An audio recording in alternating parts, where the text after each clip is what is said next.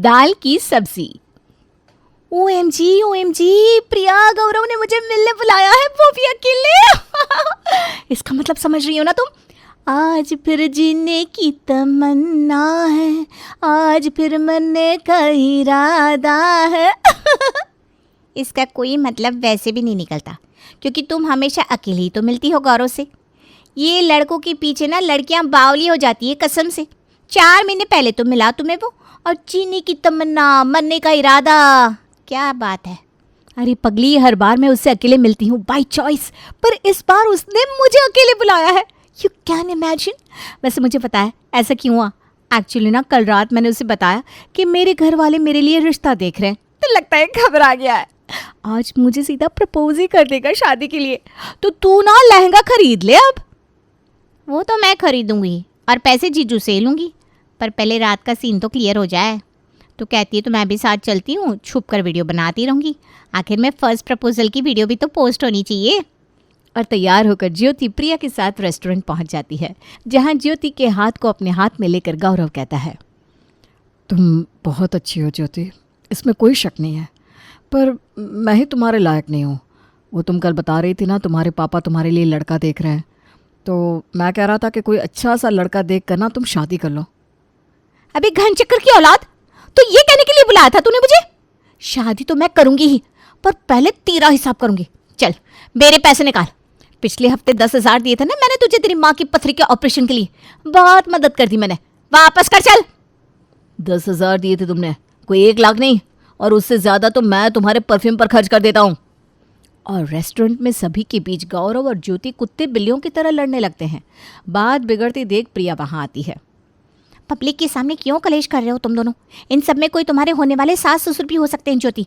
सो चलो, इस गौरव का क्या है, इसे तो जिंदगी भर कमारा रहना है, पर तुम्हारे घर वालों की तो इज्जत है ना। आधे शहर को दाल तुम्हारे पापा की गद्दी से जाती है, सब जानते हैं उन्हें। वापस चलो घर। ताज़े ताज़े ब्रेकअप के बाद क्या होता है ये तो आप सब जानते ही हैं। या तो इंसान दूसरा पार्टनर ढूंढने लगता है या सीधा शादी कर लेता है। अब 28 की उम्र में ज्योति के पास बॉयफ्रेंड ढूंढने का ना वक्त था ना एज। 2 दिन बाद खाने की टेबल पर ज्योति सभी से कहती है, वो आप कह रही थी ना मम्मी कि लड़का देख लो, तो मैं क्या कह रही हूँ, देख ही लेती हूँ। आजकल ऑफिस जाने का मन भी नहीं होता मेरा, तो जॉब से रिज़ाइन कर देती हूँ। अब जो काम कर रही हूँ वही अच्छे से करूँ, है कि नहीं? अब आए दिन ऑफिस से छुट्टी लेकर मैं बार बार लड़कों से मिलने जाऊंगी तो बॉस भी नाराज़ होंगे, और लड़के वालों के सामने प्रॉब्लम होगी सो अलग। जीती रे बेटा जीती रे, आज तो माता रानी को 101 का प्रसाद चढ़ाऊंगी। अरे मेरी बेटी इतनी सयानी जो हो गई है। अब भी बेचारी के पीछे पड़ी रहती थी। मैं तो पहले से ही कहता था, जैसे उम्र आएगी समझदारी भी आ जाएगी। एक लड़का है मेरी नज़र में, कई दिनों से ज्योति से बात भी करना चाहता था, पर ज्योति तैयार नहीं हो रही थी, तो अब मैं बुला लेता हूँ इस रविवार। अमित पूरे परिवार के साथ ना आकर सिर्फ अकेला ही ज्योति से मिलने आता है। बेटा मम्मी पापा नहीं आए? शादी मुझे करनी है ना आंटी, इसलिए मुझे लगा कि अगर मेरे पेरेंट्स भी आएंगे तो ज्योति को घबराहट होगी, और ज्योति कोई सामान नहीं है जिसे मेरा पूरा परिवार देखे, इसलिए मैं खुद को दिखाने यहाँ आ गया। अरे वाह भगवान, तूने मेरी झोली से गौरव नाम का पत्थर लिया और उसके बदले ये हीरे जैसा लड़का डाल दिया मेरी झोली में। वाह भगवान वाह, क्या सॉलिड लड़का है, कितना सुंदर, कितनी मीठी बोली। ज्योति और अमित जाकर अकेले में काफ़ी देर बात करते हैं। ज्योति को अमित पसंद आ जाता है, और फिर कहीं जाकर अमित अपने परिवार वालों को लेकर ज्योति के घर आता है। हमें तो लगा ही नहीं था कि हमारे चूजी बेटे को कोई लड़की पहली बार में ही पसंद आ जाएगी। देखिए दूसरी मीटिंग में तो सगाई हो रही है दोनों की। अब शादी की तारीख भी निकलवा ले क्या अमित? एकदम मम्मी। बिल्कुल रुका नहीं जा रहा मेरे भाई से, न जाने अपनी क्या जादू चलाया है ज्योति भाभी। चट मंगनी पट ब्याह कर ज्योति अमित के घर आ जाती है। सुबह सुबह अपने कमरे से तैयार होकर ज्योति बाहर आती है। नाश्ते में क्या बना लूँ मैं मम्मी जी? अरे बेटा शाम की फ़्लाइट है तुम्हारी, और तुम चाय नाश्ते की सोच रही हो? हनीमून से होकर आओ, उसके बाद देखना। वारी जाऊँ मैं आप पर मम्मी जी, मैंने कभी सोचा नहीं था कि अरेंज मैरिज में भी इतनी अच्छी सास मिल सकती है किसी को। अपने कमरे में आकर ज्योति सबसे पहले प्रिया को कॉल लगाती है। अरे बहन लाइफ सेट हो गई मेरी, अच्छा हुआ उस गौरव गोबर से पीछा छूटा मेरा। अब तो मैं हनीमून का मजा लूंगी। Manali I am coming. और रात की फ्लाइट से ज्योति अमित के साथ मनाली निकल जाती है। अगली सुबह इतनी लंबी जर्नी के बाद नींद बड़ी ज़रूरी थी, क्यों ज्योति? हाँ अमित, इस फ्लाइट से रिटर्न नहीं जाएंगे हम। कोई फैसिलिटी नहीं थी और फ्लाइट का नाश्ता कितना ख़राब था। पूरा मूड ऑफ हो गया था मेरा। मुझे तो बड़ी ज़ोरों की भूख लगी है। हाँ बेबी, मैं अभी नाश्ता ऑर्डर करता हूँ। वेटर जैसे ही खाना लेकर आता है, ज्योति खाने से पहले उसकी फ़ोटो क्लिक करके इंस्टा पर पोस्ट कर देती है। उस फोटो को देखते ही सबसे पहले मैसेज उस गौरव का ही आता है। बड़े दाल के कारोबार है तुम्हारे पापा के, फिर भी ऐसे लड़के से शादी करवा दी जो हनीमून पर मनाली ले गया तुम्हें। मेरी बीवी को तो मैं स्विट्ज़रलैंड लेकर जाऊंगा। इस मैसेज को पढ़ने के बाद ज्योति का मन अब मनाली में कहाँ लगता। नाश्ते के बाद नहाकर अमित फ्रेश भी हो जाता है, पर ज्योति वहीं की वहीं बिस्तर पर बैठी रहती है। तुमने अभी तक नाश्ता भी नहीं किया बाबू, हमें घूमने भी जाना है। मुझे यहाँ अच्छा नहीं लग रहा अमित, क्या हम घर वापस चल सकते हैं? नाश्ता पसंद नहीं आया तो मेन कोर्स मंगवा देता हूँ, या ठंड लग रही है तो बाहर नहीं जाते, कमरे में ही रहता है, मैं हीटर और बढ़ा देता हूँ। मुझे मनाली में नहीं रहना। अब तुम रहना नहीं चाहते तो मैं क्या कहूँ, पर इस बारे में पापा मम्मी को कुछ भी मत कहना। मैं कह दूंगा कि ऑफिस का कोई काम आ गया था। एक दिन पहले ही अपने हनीमून पर गई ज्योति वापस लौट आती है। 2-4 दिन तो सब कुछ अच्छा चलता है, पर उसके बाद एक सुबह जब सब्जी लेकर ज्योति थैली लेकर सब्जी मार्केट से लौट रही थी कि उसके सामने गौरव अपनी गाड़ी रोक कर बाहर निकलता है। चलो स्विट्ज़रलैंड का समझ में आता है, पर घर के खाने में भी कंजूसी। ठंड में सब्जियां सस्ती है तो सिर्फ सब्जियां ही बन रही है लगता है तुम्हारे घर में। याद है तुम्हें वो तुम्हारा फेवरेट चाउमीन वाला? आजकल वो चाउमीन से ज़्यादा चाउमीन में सब्जियां डालता है, क्योंकि नूडल्स से सस्ती तो सब्जियां हो गई है। वही हाल तुम्हारे घर का भी लगता है। दाल की सप्लाई होती है आधे शहर में, उसके बाद बेटी की ये हालत। ज्योति के मुंह से ना ची निकलता है ना चू। वो वहीं की वहीं खड़ी रह जाती है और सिचुएशन को अवॉइड करने बिना कुछ कहे वापस अपने घर लौट आती है। ये गौरव अपने आप को कहीं का शहंशाह समझ रहा था। मेरे ससुराल वालों की इंसल्ट की है ना उसने। अब मैं भी उसे दिखा दूंगी कि ज्योति के ससुराल वाले किसी से कम नहीं है। ज्योति अपने पापा को कॉल कर दाल की बेस्ट से बेस्ट वैरायटी की बोरियां अपने ससुराल मंगवाती है। ये इतनी सारी दाल की बोरियां किसने मंगवाई? ज्योति ने मंगवाई है पापा, लगता है कुछ अलग बनाने की सोच रही है। पर इतनी सारी बोरियां, ये तो पूरे साल भी हम दाल खाएंगे ना तब भी बच जाएगी। तो आप लोगों को सिर्फ दाल थोड़ी ना खिला दूंगी मैं। दाल से क्या कुछ नहीं बन सकता मम्मी जी, पर लोगों ने कभी ट्राई नहीं किया। पर मैं हूँ ना, अब मैं आप लोगों को खिलाऊंगी। और रसोई में जाकर ज्योति यूट्यूब पर वीडियो देखकर हाई क्लास दाल की रेसिपीज़ बनाना शुरू करती है। ऐसी ऐसी 5 स्टार रेटिंग की डिशेस बनाकर इंस्टाग्राम पर डालूंगी कि वो गौरव का बच्चा अपनी किस्मत पर रोएगा। डाइनिंग टेबल पर प्लेट्स लगाने के बाद ज्योति सभी को सर्व करती है। आप सभी के सामने हाजिर है लेंटिल बोल्गोनाइस। ये क्या चीज़ है बहू? लेटी, इसे लेट कर खाना होता है क्या? अरे नहीं पापा जी, वो लेटी बुलो नहीं होता। लेंटिल बोल्गोनाइस मतलब दाल की स्पैगेटी या पास्ता समझ लीजिए। ये जो भी है बहू, तूने ये दाल से बनाया?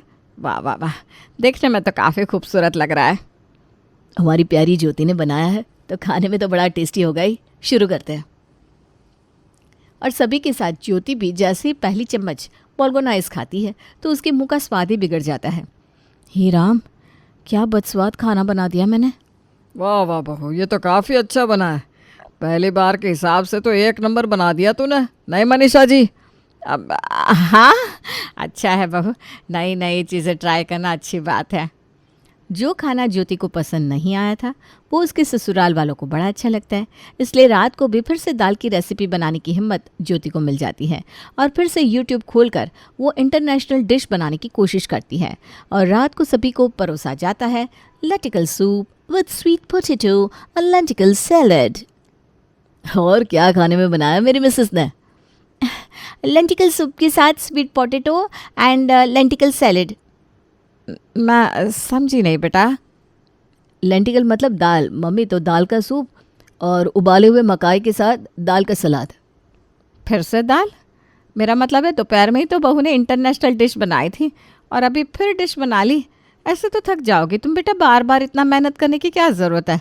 नॉर्मल रोटी सब्जी बना लेती। वही ना मम्मी, अगर हम नॉर्मल खाने लगेंगे तो लोगों के लिए आम हो जाएंगे, इसीलिए ना कभी कभी स्टैंडर्ड मेंटेन रखना भी ज़रूरी होता है। दोपहर का खाना तो फिर भी सभी ने किसी तरह निगल लिया था, पर अब मनीषा हार गई थी। पर वो अपनी बहू का मन दुखी भी तो नहीं करना चाहती थी। इस खाने को तो मैं अकेले कमरे में बैठकर खाना चाहती हूँ। बिल्कुल सही कहा आपने मनीषा जी, क्या खाना है, वाह बे वाह। इसका मज़ा आराम से बिस्तर पर बैठ कर खाने के बाद ही आएगा। और अपने अपने खाने की प्लेट लेकर मनीषा और मानव कमरे में चले जाते हैं। मुझे तो खाने में ज़रा भी स्वाद नहीं आया, मैगी बनाकर खा लेती हूँ। ज्योति किचन में जाती है और खुद के लिए मैगी बनाती है और लगाती है प्रिया को फ़ोन। दूसरी स्टोरी पोस्ट कर दी मैंने। 150 रुपये किलो की दाल से बनाया है खाना मैंने। उस भिखारी गौरव के घर में पूरे दिन में 150 रुपये का राशन भी नहीं आता होगा। बिल्कुल सही कहा तूने, मुझे भी लग रहा है तेरा ये ट्रिक असर कर रहा है। गौरव की स्टोरी देखी नहीं कि पैसे से बड़ा प्यार होता है, पैसा ही सब कुछ नहीं होता एंड ऑल। अभी तो 2 ही फ़ोटो पोस्ट की है, अभी तो रुक जा, बैंड बजाती हूँ अच्छे से इस लड़के की। गौरव की बैंड बज रही थी या नहीं पता नहीं, पर ज्योति के ससुराल वालों की बैंड तो ज़रूर बज रही थी। इसी तरह 2 दिन और बीत जाते हैं। रात को कमरे में मनीषा मानव से कहती है, पिछले 3 दिन से दाल की सारी वैरायटी खा ली हमने। मुझे तो पता भी नहीं था कि लोग दाल से पास्ता, चाउमीन, कबाब ये सब भी बना सकते हैं। खाया तो मुझसे भी नहीं जा रहा था। मतलब माना दाल शरीर के लिए अच्छी होती है, पर हर समय दाल, पर बहू के सामने कह देंगे तो उसे बुरा लगेगा ना। बड़े मन से बेचारी ने अपने मायके से दाल मंगवाई, यूट्यूब से देख देख कर खाना बनाया। अगर हम ही उसे उसकी मन की नहीं करने देंगे तो उसका मन नहीं घुट जाएगा। आप ठीक कह रहे हैं जी, अभी तो उसका उत्साह बढ़ाना चाहिए। अपना घर छोड़कर आई है वो यहाँ। ज्योति ससुराल वाले का क्या ही उत्साह बढ़ाती, उसका उत्साह तो ऑलरेडी बढ़ चुका था और कॉन्फिडेंस में वो अपनी ननद को फ़ोन लगाती है। आप तो बड़ी फूड ब्लॉगर बन गई भाभी, क्या टेस्टी टेस्टी डिशेस बनाती है, देख कर ना मुँह में पानी आ जाता है। कभी कभी तो मुझे लगता है मैं वहीं रहने चली आऊँ। दीदी ऐसी कोई बात नहीं है, बस अलग अलग खाना बनाने की कोशिश करती हूँ। आप भी आइए ना, कल आइए और टेस्ट कीजिए। ज्योति के बदस्वाद खाने को बड़ी मुश्किल से 3 लोग खा रहे थे कि ज्योति चौथे को भी निमंत्रण देकर बुला लेती है। अरे तू फ़ोन रख प्रिया, आज मेरे पास 2 मिनट का वक्त नहीं है। दीदी भी आइए, मुझे ज़रा कोशिश करने दे, अच्छा खाना बनाना है ताकि मैं भी खा सकूं और दीदी भी। बाकी घर वाले तो प्यार से खा रहे हैं।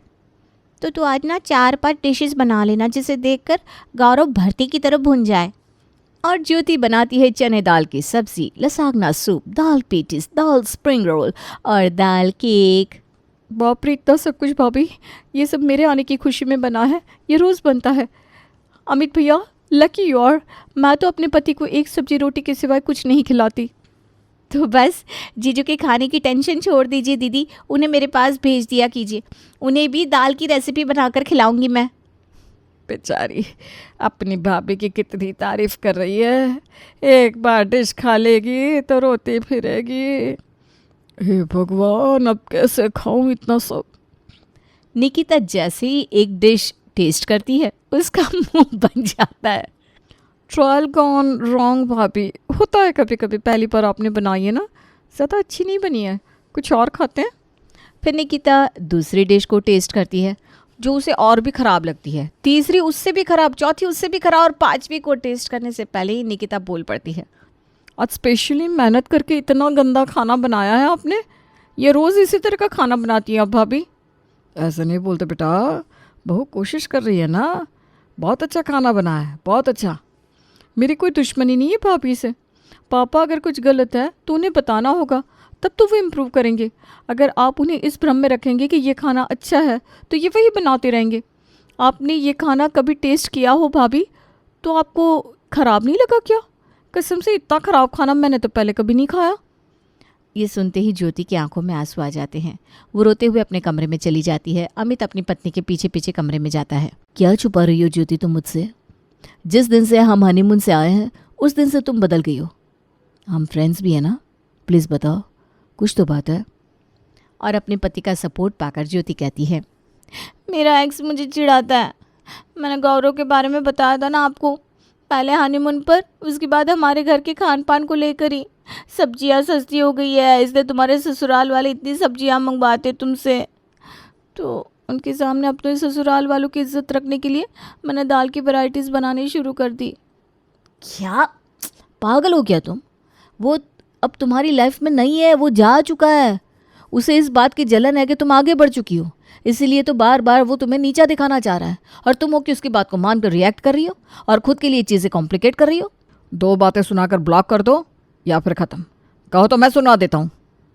यही गाइडेंस तो मुझे चाहिए थी। Thank you Amit. पता ये दाल की वैरायटी का खाना मुझसे भी नहीं खाया जा रहा था, पर बस अच्छी अच्छी फ़ोटोज़ लेकर पोस्ट करने के लिए और उसे दिखाने के लिए मैं ये सब कर रही थी। भाड़ में जाए गौरव। एंड थैंक्स टू दी कि उन्होंने सबके सामने मेरे खाने की इंसल्ट की, वरना पता नहीं कब तक ये चलता। ज्योति और अमित कमरे से बाहर आते हैं। आई एम सॉरी भाभी, मुझे नहीं पता था आपको ये बात इतनी बुरी लग जाएगी। मैंने तो ऐसे ही बोल दिया। आपने बिल्कुल सही किया दीदी। मुझे ना दाल की रेसिपी बनानी नहीं आती, मैं तो खुद इस खाने को नहीं खा पा रही थी। सही में क्या बेटा? सच बताऊं तो हर रात कमरे में खाना ले जाने के बाद मैं उसे खिड़की से बाहर फेंक देती थी, खाया ही नहीं जाता था। तुमने दाल का इस्तेमाल तो किया पर खाने को ना इंडियन छोड़ा ना वेस्टर्न। चलो अच्छा है, बहू नाराज़ नहीं है। और एक खुशखबरी ये भी है कि आपकी बहू अब से दाल की वैरायटीज़ नहीं बनाएगी। इस बात को सुनकर ज्योति के परिवार वाले इतने खुश होते हैं जितने वो अपने इकलौते बेटे की शादी में नहीं थे। फाइनली दाल की सब्जी का ये ड्रामा खत्म हो जाता है। अगली सुबह खाने में क्या है बहू? दाल के पराठे। मजाक कर रही हूँ, आलू के पराठे और पुदीने की चटनी है पापा जी।